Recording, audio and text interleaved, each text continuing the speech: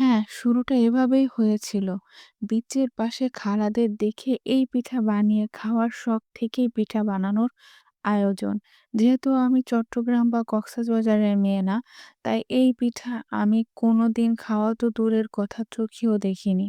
তারপরেও বানানোর সাহসটা করেই ফেললাম। বানাতে যে একেবারে খারাপ হয়েছে তা কিন্তু না। তবে এই পিঠার সিম্পলিসিটি দেখে একে আমি গ্রাহ্য না করে কিছু ভুল স্টেপ নিয়েছি। ভুলগুলো রান্না করতে করতে আপনাদের সাথে শেয়ার করব।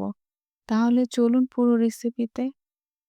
প্রথমে একটি প্যানে ২ টেবিল চামচ পানি নিয়ে নিব। ২ টা এলাচ এবং আধা কাপ গুড় জাল দিয়ে নিব। গুড়টা একটু ঘন হয়ে এলে ১ কাপ নারকেল কোড়া দিয়ে দিব। নারকেলের পানি শুকিয়ে নিবেন। তারপর চলে যাব ডো তৈরি করতে। ২ কাপ বিন্নি চালের গুঁড়ো নিব এবং ১ কাপ পানি নিব। পানিতে সামান্য লবণ মিশিয়ে চালের গুঁড়ার সাথে অল্প অল্প করে মিশাবো। আমি একবারে পানি দিব না। ডোটা ভাপা পিঠার ডোয়ের মতন ঝুরঝুরা হবে, কিন্তু হাত দিয়ে মুঠ করলে দলা হবে। ঝুরঝুর করে খুলে যাবে না, ঠিক এমন। তারপর একটি বড় ছিদ্র বিশিষ্ট জালি নিয়ে নিব। তারপর জ্বালায় একদম চুলা একদম লো হিটে প্যান বসিয়ে জালিটা দিয়ে ডোটা চেলে নিব। আপনারা বলার থেকে দেখলেই বেশি ভালো বুঝতে পারবেন।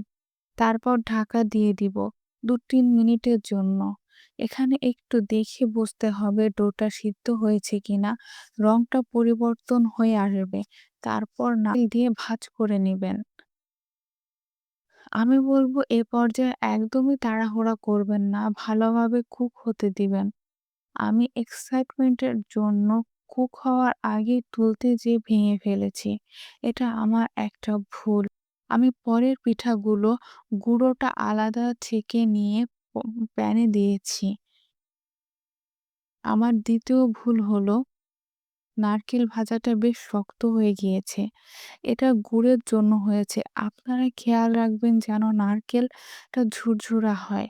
চাইলে গুড় এবং নারকেল না ভেজেও দিতে পারেন। গুড়ের জায়গায় চিনিও ব্যবহার করতে পারেন। আমি বিচের পাশে খালাদের চিনি ব্যবহার করতে দেখেছি এবং লম্বা, লম্বা করে নারকেলটা কুড়িয়ে নিতে দেখেছি। আমার চালের গুঁড়িটা ছিল শুকনো চালের গুঁড়ি। আমার মনে হয়েছে এটা ভেজা চালের গুঁড়ি হলে বেশি ভালো হতো। আপনারা যারা এক্সপার্ট তারা আমাকে কমেন্টে জানাবেন আমার আর কি ভুল হয়েছে। দেন কথায় আছে শেষ ভালো যার সব ভালো তার। শেষমেশ পিঠা হয়েছে এবং খেতেও টেস্ট হলেও দেখতে একটু ছেঁড়া-ভেড়া হলেও খেতে কিন্তু মাশাআল্লাহ ভালোই হয়েছে। আপনারা এভাবে ট্রাই করতে পারেন। আর এর থেকেও বেস্ট ওয়ে যদি আপনাদের থাকে আমাকে অবশ্যই জানাবেন। আমার এখানে আমার রান্নাটা শেয়ার করতে এসেছি তা না। আমি আপনাদের কাছ থেকেও রান্নার টিপস নিতে চাই। যদি এর থেকেও ভালো কোনো ওয়ে থাকে তাহলে আমাকে অবশ্যই আপনারা জানাবেন।